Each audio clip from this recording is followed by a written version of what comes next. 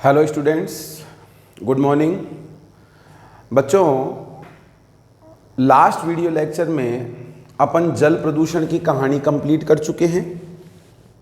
जल प्रदूषण के बाद में एक केस स्टडी अपन ने पढ़ी थी अकार्टा शहर वाली।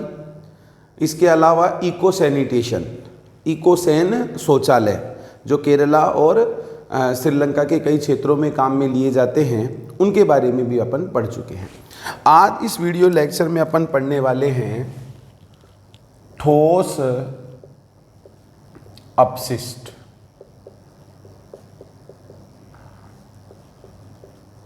सॉलिड वेस्ट, ठोस अपशिष्ट।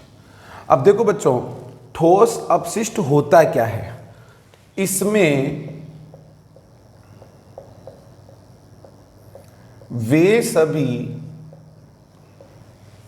चीजें शामिल की जाती है जिन्हें हम कूड़े कचरे में फेंक देते हैं। जिनको हम कूड़े कचरे में फेंक देते हैं, वो सारी की सारी चीजें बच्चों ठोस अपशिष्ट में शामिल की जाती है। आगे ध्यान देंगे, नगर पालिका का ठोस अपशिष्ट, नगर पालिका का ठोस अपशिष्ट।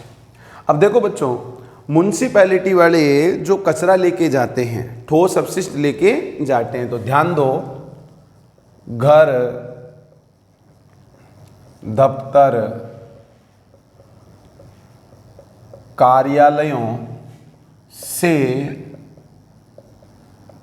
निकलने वाली रद्दी चीजें, घरों, दफ्तरों, कार्यालयों से निकलने वाली रद्दी चीजें, ये सब बच्चों क्या है, नगर पालिका का ठोस अपशिष्ट है। इसका निपटान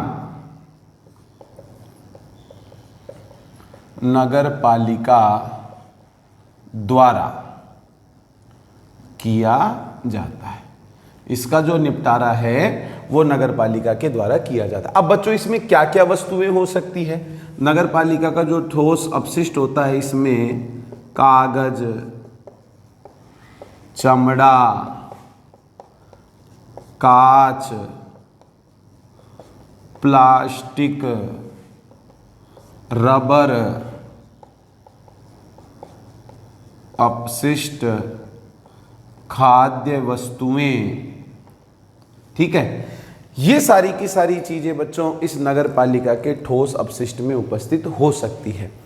अब इनका निपटान किस तरीके से किए जाए। भाई अपन क्या सोचते हैं, अभी जैसे मान लो गवर्नमेंट जो है इस चीज को प्रमोट भी कर रही है कि आप अपने घरों में, अपने आसपास साफ सफाई रखें।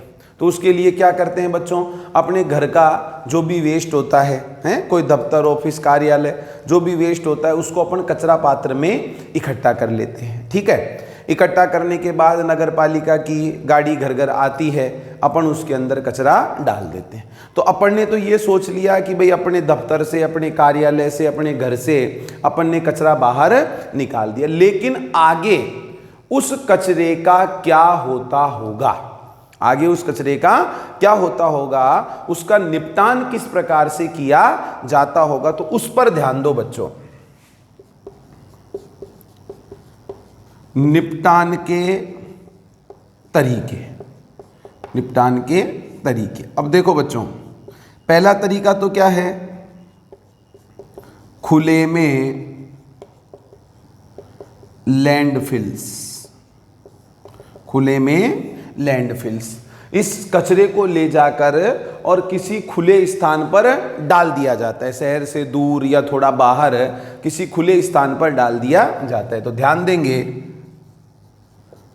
खुले स्थान पर ले जाकर कचरे को डाल दिया जाता है और उसे जलाया जाता है। खुले स्थान पर ले जाकर कचरे को डाल दिया जाता है और उससे जलाया जाता है। अब देखो बच्चों, जलाने से आयतन कम होता है, लेकिन कचरा पूरी तरह से जलता नहीं है। जलाने से आयतन कम होता है, लेकिन जो कचरा होता है वो बच्चों पूरी तरह से जलता नहीं है। और जिस स्थान पर डाला गया है, खुले स्थान पर जहां पर डाला गया है, वो स्थान चूहों व मक्खियों के लिए प्रजनन स्थल का कार्य करता है। समझ गए?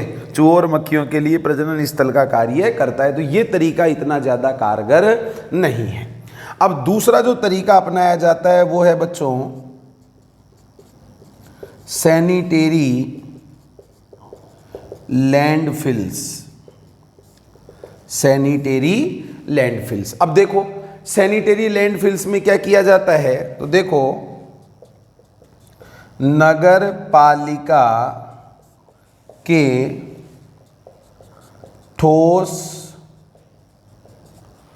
अपशिष्ट का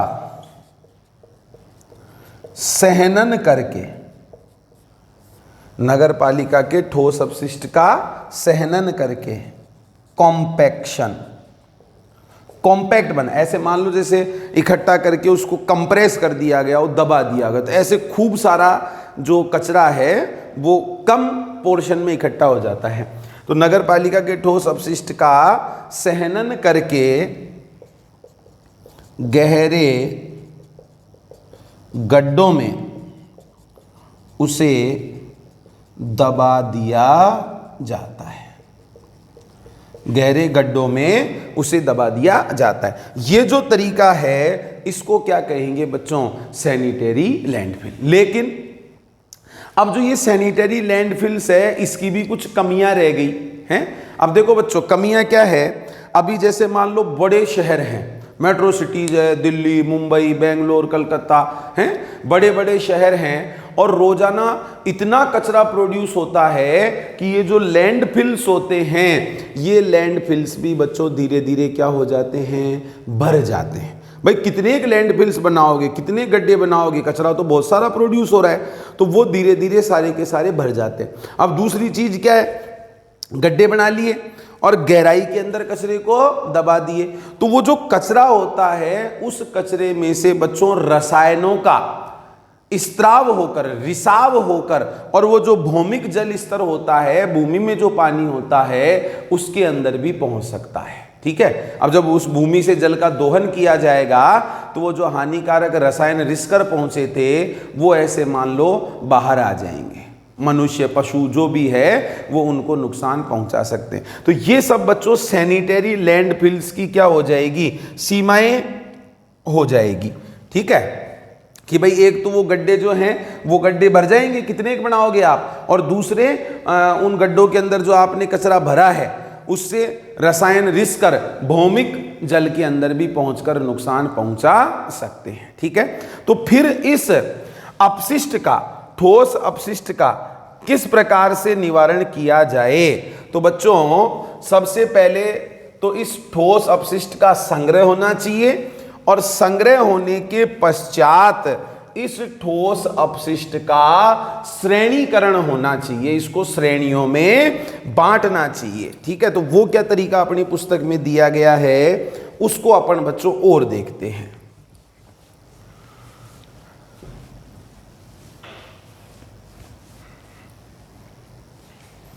देखो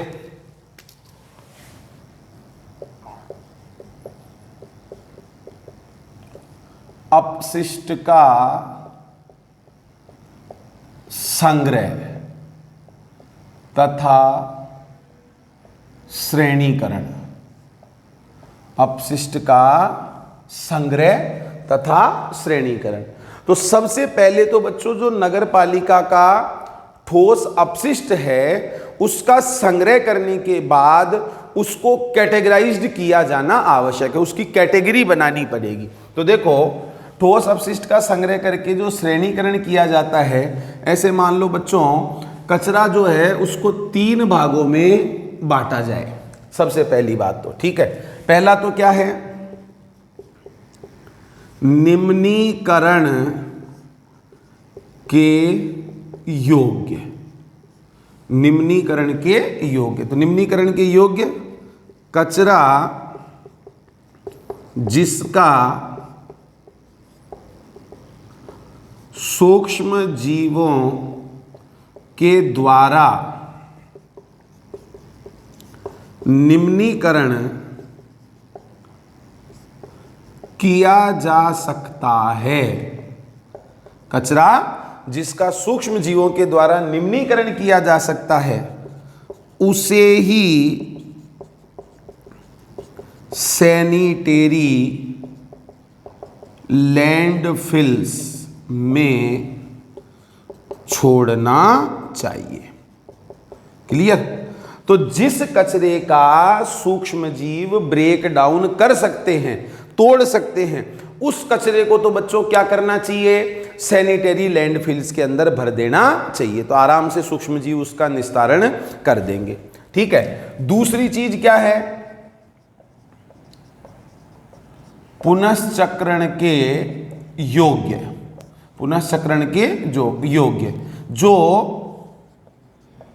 पुनश्चक्रित किया जा सकता है उसकी छटनी करके उसे पुनः काम में लेना चाहिए, उसकी छटनी करके और उसे पुनः काम में लेना चाहिए।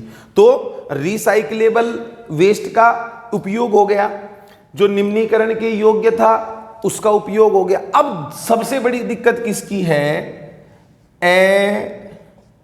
अनिम्नीकरणीय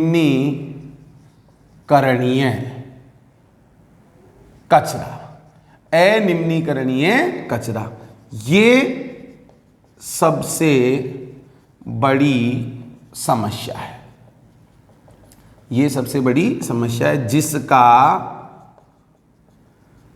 निम्नीकरण नहीं होता है। जैसे एग्जाम्पल मान लो अपन देखें, क्या है, प्लास्टिक। तो आपने देखा होगा बच्चों, ये महत्वपूर्ण कार्य जो है, ये महत्वपूर्ण कार्य कबाड़ी के द्वारा किया जाता है।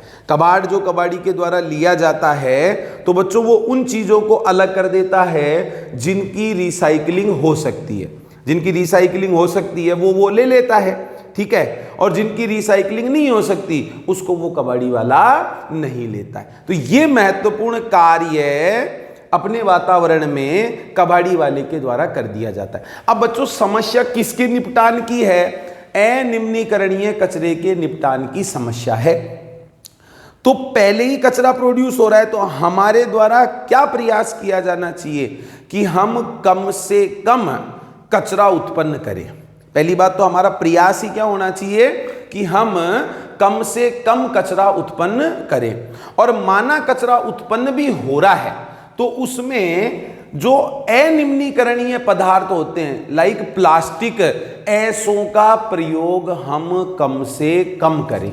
सब्जी लेने या मार्केट में सामान लेने के लिए अपन जाएं तो कपड़े का या जूट का बना हुआ थैले का अपन प्रयोग करें। इवन दुकानदारों को भी अपने को मना करना चाहिए, उनसे भी अपने को प्लास्टिक के बैग्स नहीं लेने चाहिए। अब अपन अपनी आदत ही इस प्रकार की बना लें कि अपन घर से ही कपड़े का, जूट का थैला लेकर जाएं तो धीरे धीरे बच्चों इस प्लास्टिक के प्रयोग को कम किया जा सकता है। ठीक है, तो ये हो जाएगा नगर पालिका के ठोस कचरे का श्रेणीकरण और उसका ट्रीटमेंट। अब अपन देखते हैं बच्चों हॉस्पिटल वेस्ट, अस्पताल का अपशिष्ट।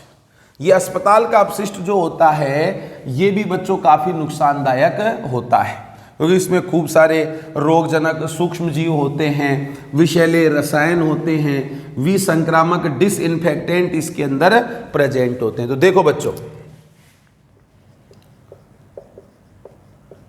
अस्पताल अपशिष्ट, अस्पताल अपशिष्ट, हॉस्पिटल का जो वेस्ट होता है इसमें हानिकारक रसायन, विसंक्रामक डिसइंफेक्टेंट,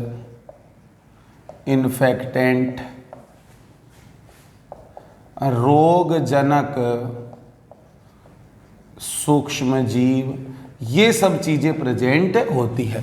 और इन सब चीज़ों के प्रेजेंट होने की वजह से ये जो हॉस्पिटल वेस्ट होता है ये अत्यंत घातक या हानिकारक होता है। तो बच्चों, इसके निपटान के लिए, अस्पताल अपशिष्ट के निपटान के लिए प्रयोग किया जाता है भस्मक या इंसिनेटर का। भस्मक का प्रयोग किया जाता है। भस्मक एक प्रकार से आप बच्चों भट्टी जैसा उपकरण मान लो जिसमें टेम्परेचर बहुत ज्यादा होता है, बिल्कुल एयर टाइट होता है, सारे वेस्ट को उसके अंदर डाल दिया जाता है और वो मिनटों में ही उस पूरे कचरे को क्या बना देता है, बिल्कुल राख में तब्दील कर देता है। तो हॉस्पिटल वेस्ट का जो निपटान है वो बच्चों भस्मक की सहायता से किया जाता है। ठीक है, नेक्स्ट अपन देखते हैं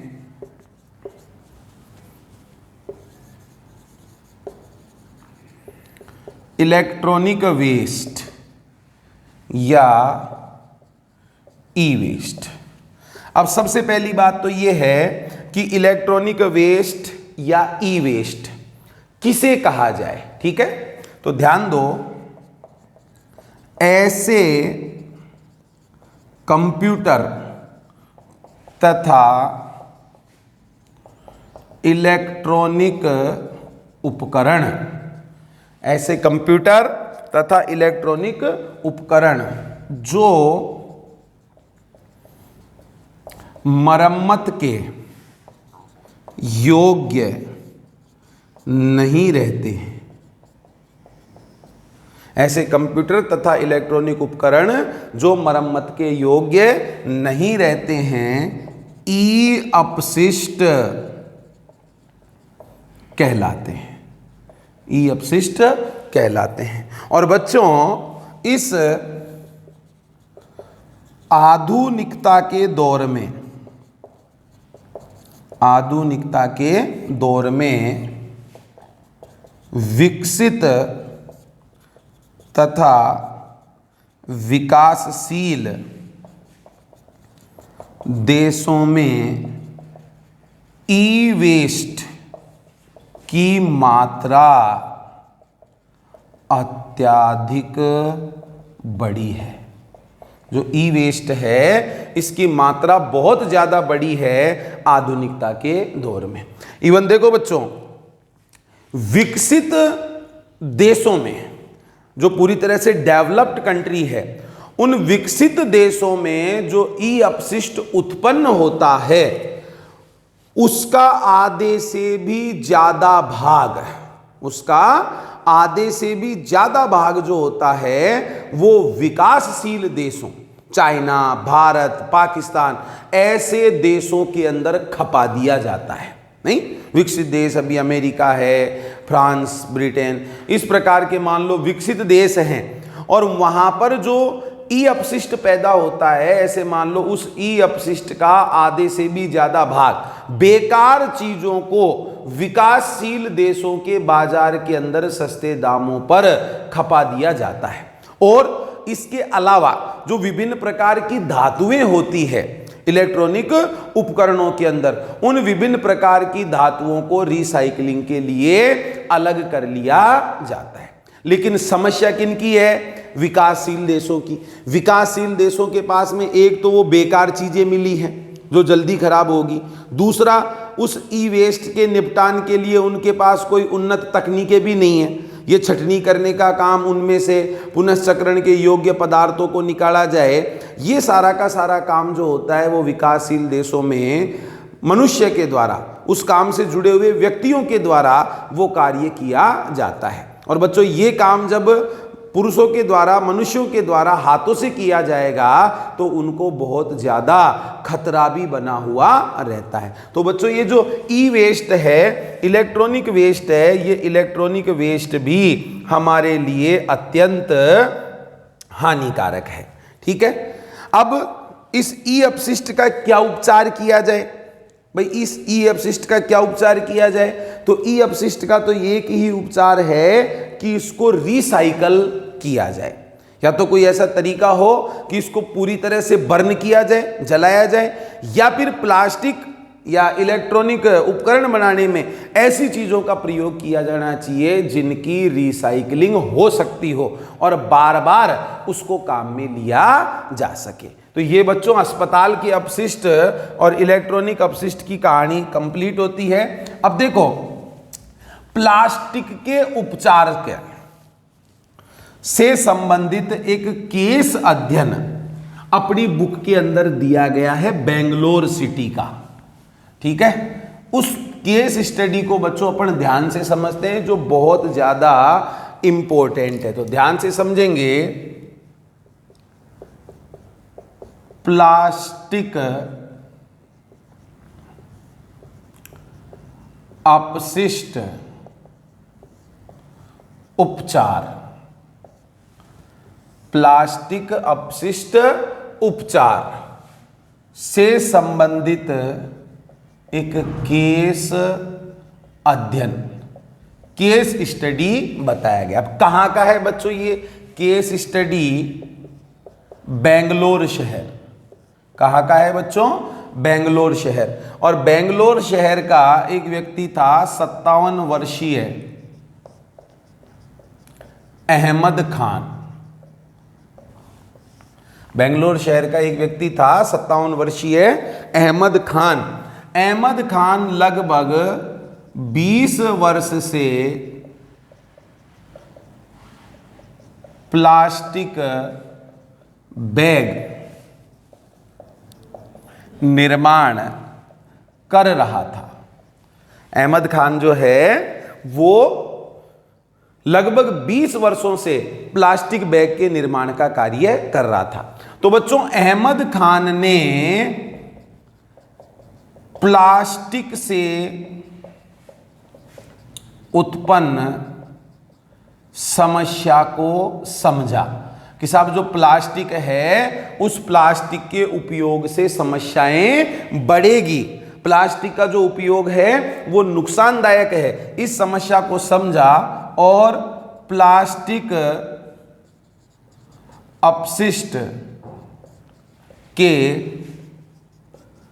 निस्तारण का तरीका निकाला। ठीक है।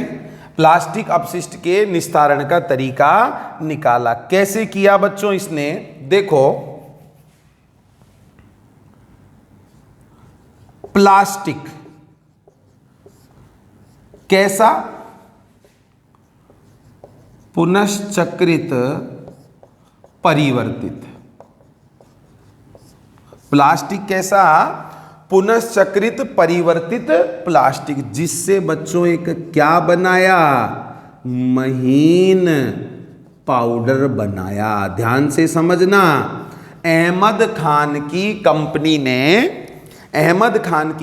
ने पुनश्चक्रित परिवर्तित प्लास्टिक से एक महीन पाउडर का निर्माण किया, जिसको बच्चों क्या नाम दिया गया? पॉलीब्लेंड। जिसको क्या नाम दिया गया?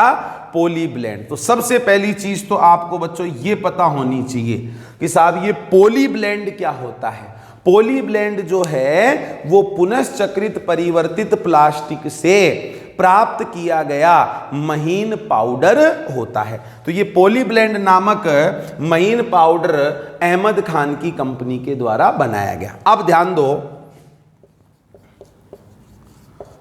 पॉलीब्लेंड को बिटुमिन, डामर के साथ मिश्रित कर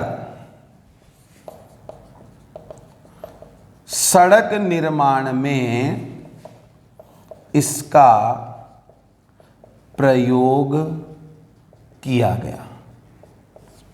सड़क निर्माण में इसका प्रयोग किया गया। ठीक है, इस पॉलीब्लेंड को किसके साथ मिक्स किया गया? बिटुमिन, डामर के साथ मिश्रित करके सड़क निर्माण में इसका प्रयोग किया गया। ठीक है, अब ये जो काम था, देखो बच्चों, इसकी वजह से क्या हुआ? तो इन्होंने देखा कि जो बिटुमिन या डामर का जल प्रतिकर्षी गुण था वो बच्चों बढ़ गया, इंक्रीज हो गया। भाई डामर जो है वो डामर पानी को क्या करता है? प्रतिकर्षित करता है। और उस डामर के साथ में जब पॉलीब्लेंड मिलाया गया तो उस विटामिन या डामर का जो जल प्रतिकर्षी गुण था वो बढ़ गया। इसकी वजह से सड़कों की आयु 3 गुना तक बढ़ गई। इसकी वजह से जो सड़कों की आयु थी वो आयु बच्चों 3 गुना तक बढ़ गई। ठीक है, और ध्यान देंगे आरवी इंजीनियरिंग कॉलेज तथा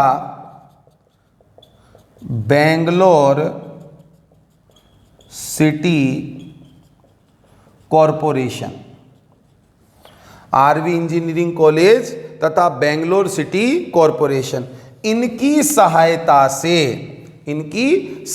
से बच्चों ये काम किया गया सड़कों के निर्माण का। वो प्लास्टिक से जो पाउडर तैयार किया गया था ना पॉलीब्लेंड, उसकी सहायता लेकर। और बच्चों वर्ष 2002 तक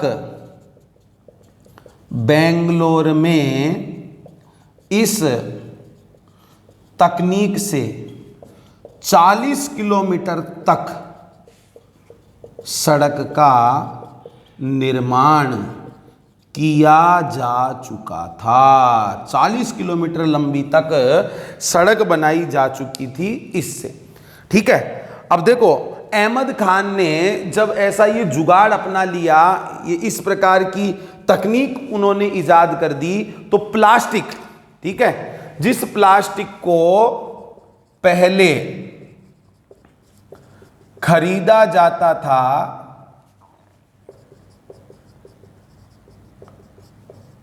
₹40 प्रति केजी, 40 पैसे प्रति किलो के हिसाब से जिस प्लास्टिक को खरीदा जाता था, उसी प्लास्टिक को अहमद खान ने ₹6 प्रति किलो के हिसाब से खरीदा।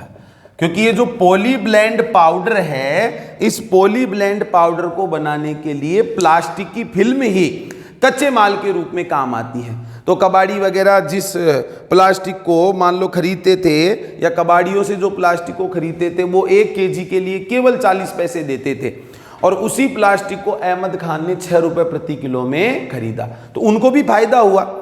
और एक स्थिति ऐसी आ गई कि पॉलीब्लेंड बनाने के लिए प्लास्टिक कम पड़ने लग गया।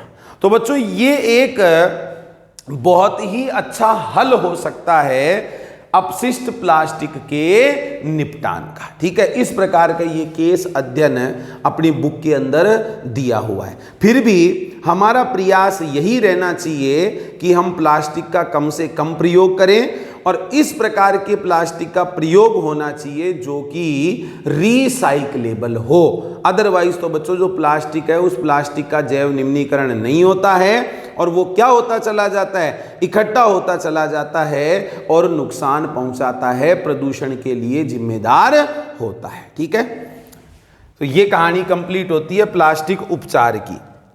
अब अपन देखेंगे बच्चों एग्रोकेमिकल्स, कृषि रसायन और उनके प्रभाव। खेतीबाड़ी के अंदर जो अपन केमिकल्स यूज लेते हैं उनके क्या क्या इफेक्ट होते हैं।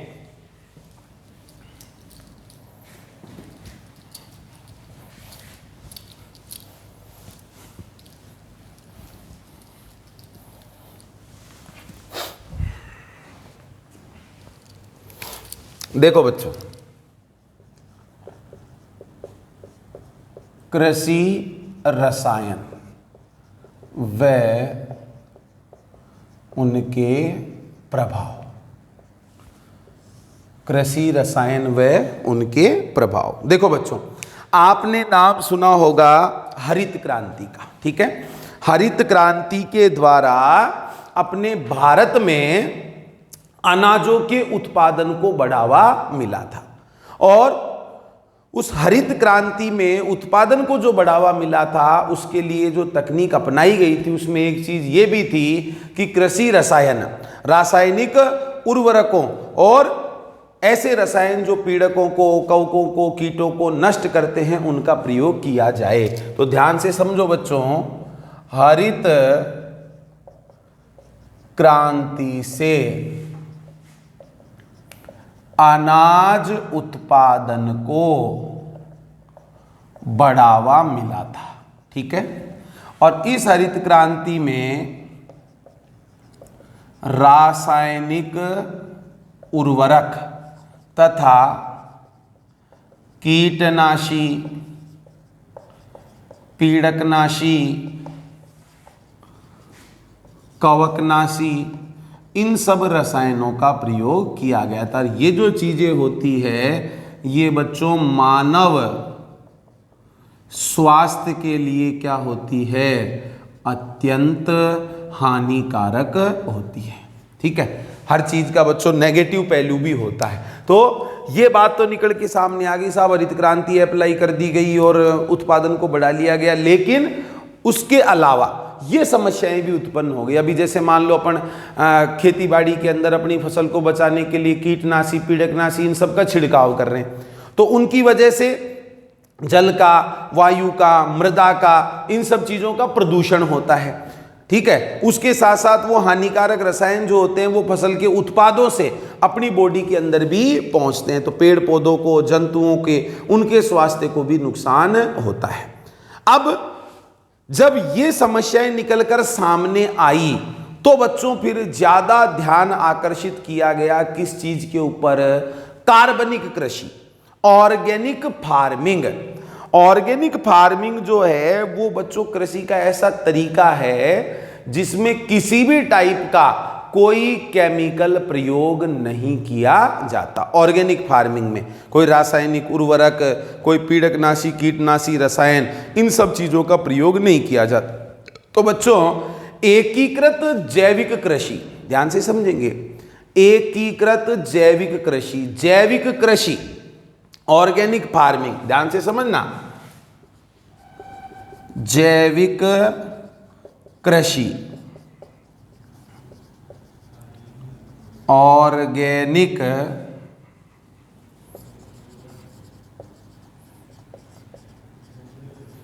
फार्मिंग, जैविक कृषि, ऑर्गेनिक फार्मिंग, कृषि का ऐसा तरीका जिसमें किसी भी प्रकार के रसायन का प्रयोग नहीं किया जाता है। कृषि का ऐसा तरीका जिसमें किसी भी प्रकार के रसायन का प्रयोग नहीं किया जाता है, क्या कहलाएगी बच्चों, जैविक कृषि। और अपनी बुक के अंदर एकीकृत जैविक कृषि का एक केस स्टडी दिया हुआ है।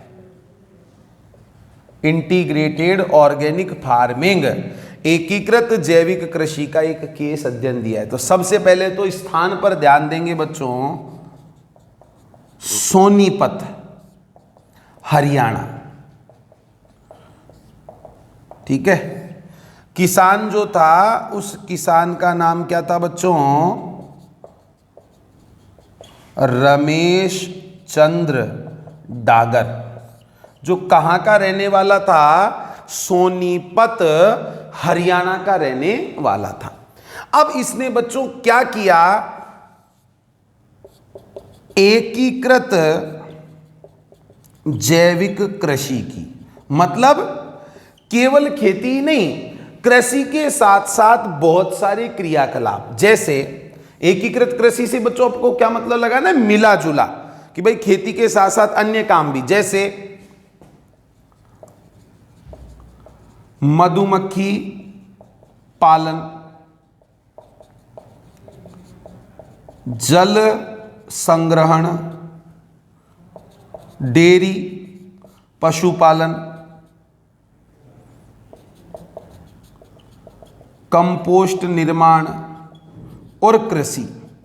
ये सारे के सारे काम रमेश चंद्र डागर के द्वारा एक साथ किए जाने, क्रमबद्ध रूप से खेती बाड़ी से ये सारी चीजें जुड़ी हुई थी। भाई अभी जैसे मान लो अपन खेती करते हैं, अब जो खेत है उन खेतों में ही पादपों के बीच में, फसल के बीच में क्या रख दिए जाएं?